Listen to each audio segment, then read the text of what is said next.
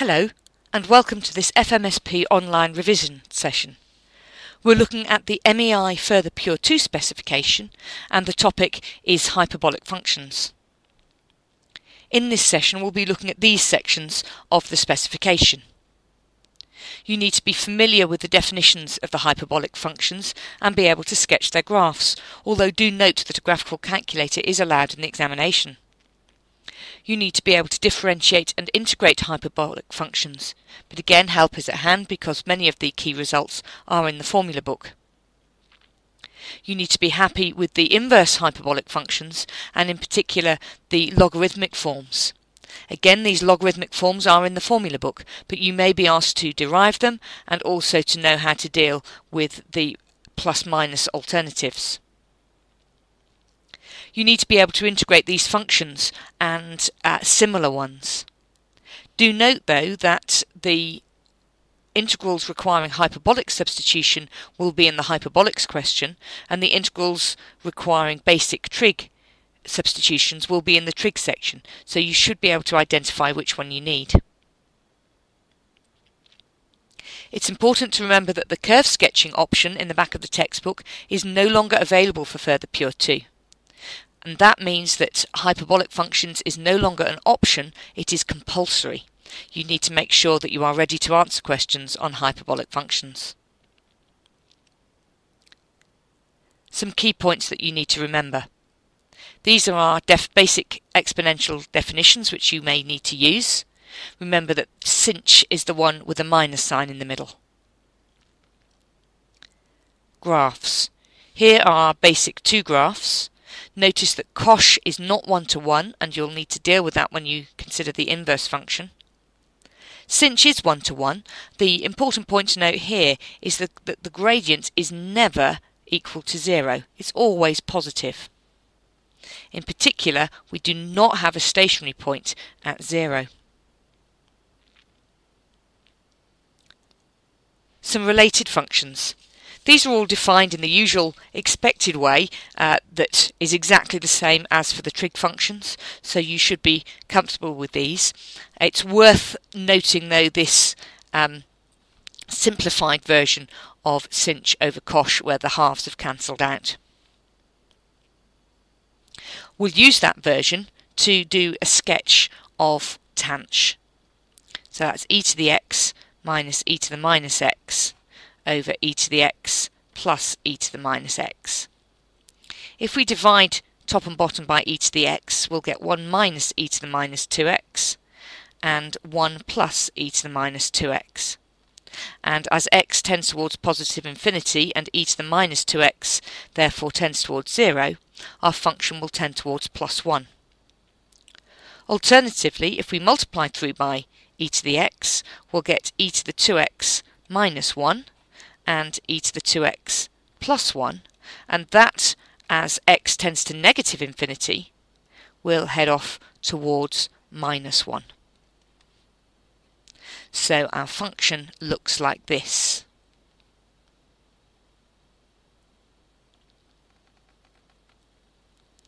Okay, and notice that the gradient, as with sinh, is always positive. It's very important that you mark the asymptotes on a graph of tanh. Now, the inverse function, which on your calculator appears as sinh to the minus 1, but to avoid ambiguity between that and 1 over sinh, has the special name rsin. It's very similar to tanh, but there is one crucial difference, and that is that although it looks as if it might be tending towards something, those lines are in fact heading off to infinity. It is not tending to plus or minus 1. Again, we've got a positive gradient throughout. We'll do one more example of a graph, and that's sech x. So this is one of the reciprocal functions. It's 1 over cosh. And because of that, it's going to be helpful to just sketch in lightly a cosh graph, and then we can do 1 over that and get our sech graph. Now, we don't have time to do all of these graphs, but I've done one of each type. You need to make sure that you are confident and can sketch any of these. Osborne's rule is very useful. It means that we can turn any trig identity into a hyperbolic identity, and all we have to do is look very carefully for any term which is a product of two signs and change its sign from positive to negative or vice versa. So the crucial one that's probably worth just remembering anyway, instead of cosh squared plus sine squared equals 1, we've got cosh squared minus sinh squared equals 1. You can work out the other identities from this one in the same way that you do with the trig identities, or you can learn the trig identities and use Osborne's rule. Do note that some of these are in the formula book. Make sure you have it open. There are no marks for misremembering a formula that is in the formula book. Differentiation and integration. All the key facts are in the formula book. Sometimes, though, it's easier to convert to the exponential form, which isn't an option with trig. So here we can replace sinh 2x with e to the 2x minus e to the minus 2x all over 2. So that's a half multiplying out e to the minus x minus e to the minus 5x. And integrating that gives you minus a half e to the minus x. That's using the chain rule. Always check by differentiating that. That will give me a half e to the minus x. That's correct. And for the other one, it's going to be e to the minus 5x still. And I've got a half and a fifth, so that's a tenth. Just check that that differentiates to give me minus a half e to the minus 5x, which it does, plus constant. Here are the inverse hyperbolic functions. These are all in the formula book, but you do need to know how to derive them, and you need to know why other possibilities are rejected. The proofs are in the textbook, page 131 to 133, but we will look at one example of this in one of the exam questions later. You need to be able to do calculus with these standard functions. The formula book has all of these in it, and all of these as well. If you've got an integral that's rather like this, you need to try to get them into the right form. And note, the important thing is that there is no coefficient in front of the x squared, and that's what you need to get rid of. You might have to make a hyperbolic substitution and use integration by substitution, but generally speaking, you'll just be able to use the formula from the formula book. It's generally a good idea to copy that formula down and to note the values of a squared, a, and 1 over a to make sure that you don't make any mistakes. Well, those are all the key points. Let's put them into practice with some exam questions. It's a good idea to read the whole question first and to make notes and highlight important points. So the first thing, prove. That means you've got to have some clear working. It says using exponential functions, so you've got no choice of method. You have to use exponential functions to prove this result. Then it says differentiate this result to obtain a formula for cosh 2x. Don't use exponentials again, or you won't get any marks. Part 2, sketch this curve. This is a straightforward translation through 0, minus 1 of the cosh graph. Now, a region bounded by that curve and the line x equals 2 is rotated. We've got a question on volume of revolution from the A2 core, but using hyperbolic functions. So be aware of the fact that you will still need to remember all of your A2 core calculus for this exam. Then we've got a show that question. We've got 7 marks here, so make sure you've got plenty of working. We've got to show that it's got exactly 1 stationary point, so we're going to be differentiating for this. And our answer here needs to be in exact logarithmic form. Okay, let's have a go. So the first part, prove using exponential functions this result. So the right hand side looks more complicated than the left hand side, so that's where I'm going to start, because it's always easier to work from something complex and simplify it than to start with something simple and try to work out a way of making it more complicated in the right way. So it says using exponential functions, so I'll just substitute in the definitions which I've learnt.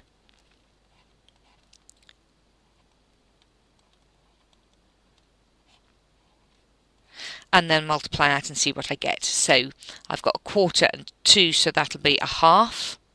And multiplying, it's the difference of 2 squares, so that'll give me e to the 2x minus e to the minus 2x.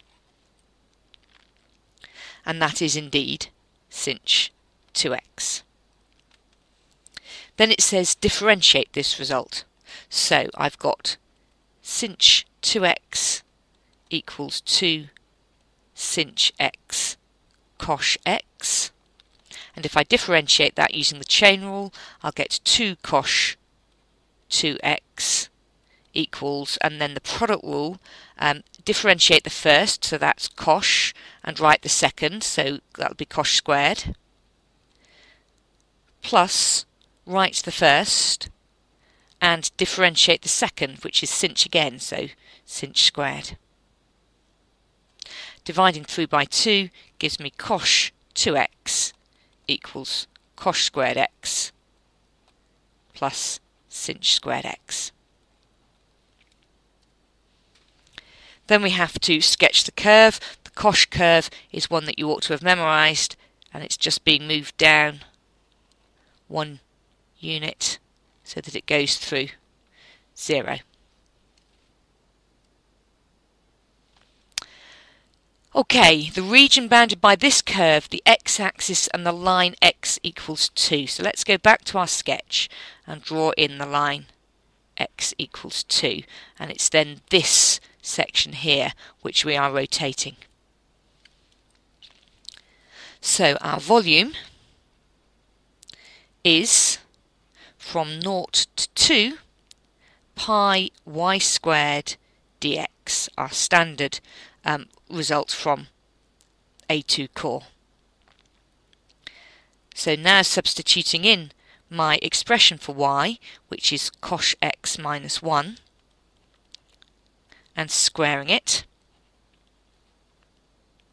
And now I've just got to go ahead and do this integral. So that's cosh squared h minus 2 cosh x, sorry, cosh squared x minus 2 cosh x plus 1. Now I can't integrate cosh squared x, but I do have some identities to hand which I can use. So from the previous part of the question, we had that cosh 2x was equal to cosh squared x plus sinh squared x. And remembering that cosh squared minus sinh squared is 1, that's going to give me 2 cosh squared minus 1. And therefore cosh squared x is equal to 1/2 cosh 2x plus 1. You could of course learn these identities, but it's quite tricky to do that and get all your minus signs correct. So if you are confident with your algebra and deriving them from others, you can just learn a few and derive them quickly in the exam when you need them. So let's put these in. 1/2 cosh 2x minus 2 cosh x plus 3/2, the half from the identity plus the one that I already had there. Now I can do my integration. Integrating cosh 2x will, broadly speaking, give me sinh 2x. If I differentiate, that would give me 2 sinh 2x, and I want a half, so I need a quarter of that. Minus 2 sinh x plus 3 over 2x, evaluated between 0 and 2. So that's pi a quarter sinh 4 minus 2 sinh 2 plus 3, and then when x is 0, everything comes out to be 0.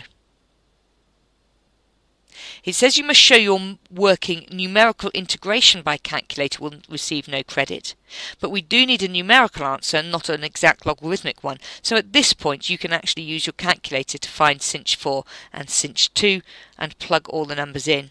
You get pi multiplied by 2.5688, which comes out to be 8.070 to 3 decimal places.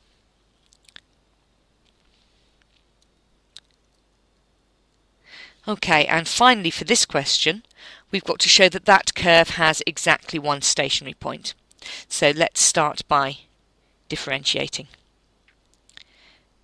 Using the chain rule, cosh 2x, that's 2 sinh 2x, plus cosh x equals 0.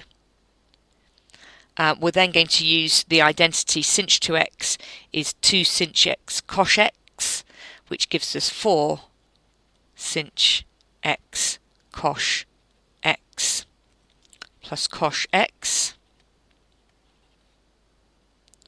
and take out a factor of cosh x, giving me 4 sinh x plus 1 equals 0.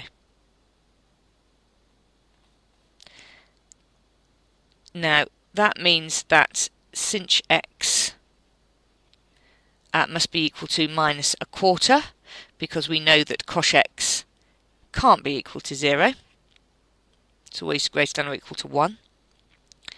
And therefore, using the logarithmic form, which we copy from the formula book, r sinh of x is log of x plus root x squared plus 1. So in this case, r sinh of minus a quarter, we get log of minus a quarter plus root 1/16 plus 1, and therefore x is natural log of minus a quarter plus root 17 over 4. Okay, let's have a look and see how the mark scheme applies to this question.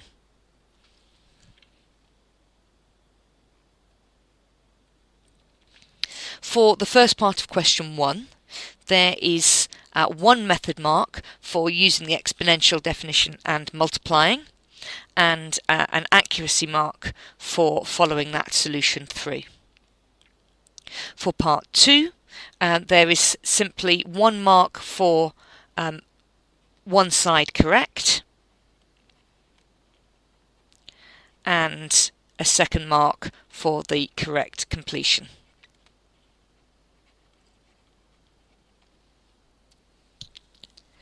Sketching the curve has just one mark, and it's got to be the correct shape and through the origin. For finding our volume, there is one mark for integrating cosh x minus 1 all squared.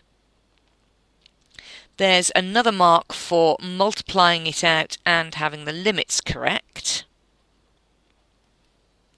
There's a method mark dependent on the first method mark, an attempt to get that into an integrable form. And then there's an accuracy mark for correctly integrating two terms, and another accuracy mark for it being all correct. And finally, another accuracy mark for getting down to the bottom and getting the correct answer to 3 decimal places. For our stationary point, there is a mark for differentiating and just for differentiating.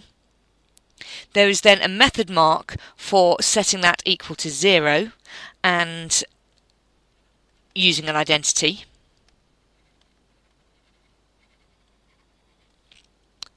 There is a method mark and an accuracy mark for getting a solution in the form sinch x equals something, and an accuracy mark for noting that you ignore the possibility that cosh x could be 1. And finally, a method mark for attempting to use the logarithmic form and an accuracy mark for getting it correct. This is clearly one single stationary point. So we ought to have written something in here.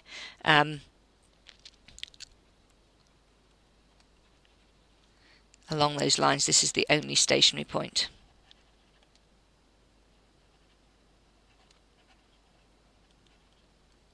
The key point being that we ignored the cosh x equals 0 possibility as impossible. Okay, let's have a look at another question.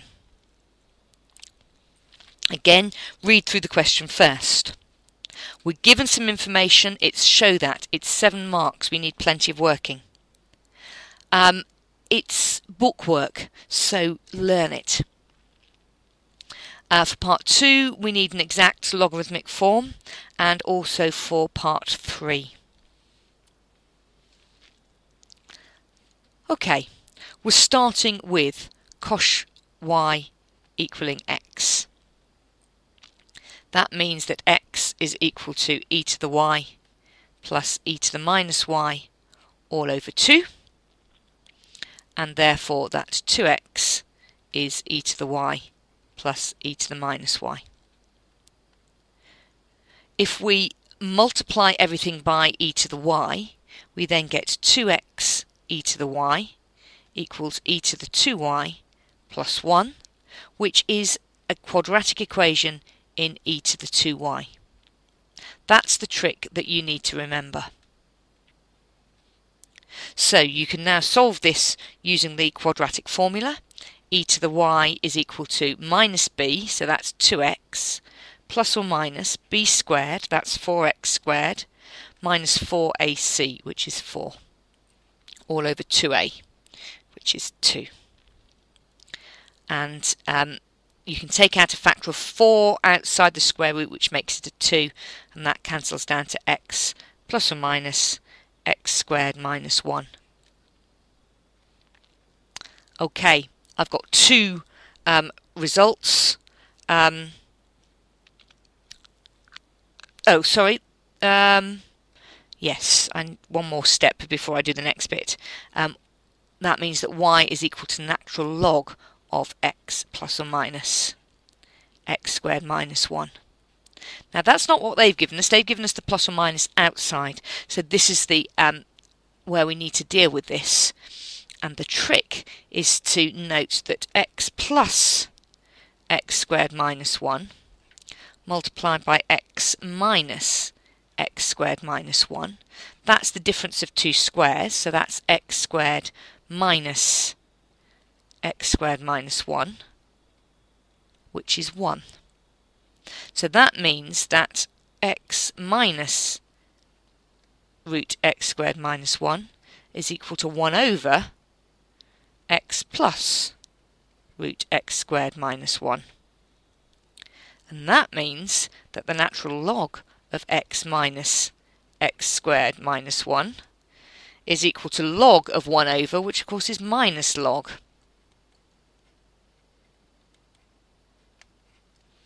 And therefore, down here on the left, I can say that y is equal to plus or minus the natural log of x plus x squared minus 1. That's the first result. And then it says, and that r cosh x equals that.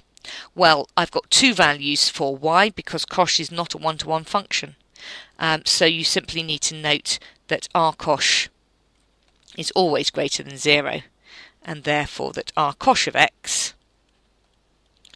is just equal to log x plus x squared minus 1.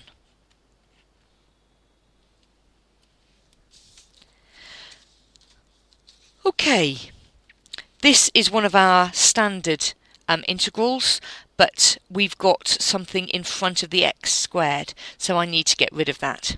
I'm going to take 25 outside that square root, which will then be square rooted to get 1/5. And inside, I've got x squared and 16 over 25. It doesn't matter how nasty that bit is, the x squared has to have a coefficient of 1. Comparing with what I've got in the formula book, I now note that a squared is 16 over 25, and therefore a is 4/5, and 1 over a is 5 over 4. And then I can just use the formula book to give me r cosh 5x over 4 from 4/5 to 1.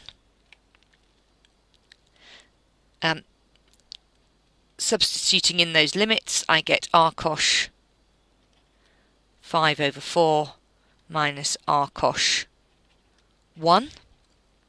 And noting that unlike the previous question, I'm not after a decimal answer, I'm after an exact logarithmic answer. So I need to plug that in. That's 1/5 natural log of 5 over 4 plus root 25 over 16, using the result from the previous part. And r cosh of 1 is 0. And finally 1/5 log 5 over 4. 25/16 minus 1 is 9/16. Square rooted is 3/4, or you could do it on a calculator, and that gives me 1/5 natural log of 2. And finally, to solve that equation, given your answers, notice there's more than one. So 5 cosh x minus cosh 2x equals 3. Now, we've already looked at deriving this. Cosh 2x is 2 cosh squared x minus 1. So I'm going to substitute in 5 cosh x minus 2 cosh squared x minus 1 is equal to 3. So 2 cosh squared x minus 5 cosh x plus 2 equals 0. This factorises to give me 2 cosh x minus 1 and cosh x minus 2. That would give me cosh x equals a half, but it can't be, or cosh x equals 2. And from there I get x is equal to plus or minus log 2 plus root 2 squared minus 1, which is plus or minus log 2 plus root 3. And note the difference. In this question we were finding r cosh and needed a single value. Here, however, we are solving the equation cosh x equals 2, and we would expect to get 2 results. Okay, let's look and see how the mark scheme works for this question. For part 1, there is 1 mark for using the exponential definition. There is a method mark for getting a quadratic, a method mark for attempting to solve the quadratic, and an accuracy mark for getting the correct solution. There is then a method mark for a valid attempt at dealing with that plus minus, and an accuracy mark for an acceptable full solution, noting that the answer is given. And there is then 1 mark for noting that we only want one value for RCOSH by observing that RCOSH is greater than 0, by observing that we want a principal value and that it's a function. For part 2, there is a method mark for getting RCOSH as your integral. There's an accuracy mark for having 1/5 at the front, and an accuracy mark for having an input of 5x over 4. There is then a method mark which is dependent on the previous work for a correct substitution, and an accuracy mark for the final answer being correct. For part 3, there is a method mark for attempting to make that substitution. There is an answer accuracy mark for correctly rejecting the possibility that cosh x might be a half.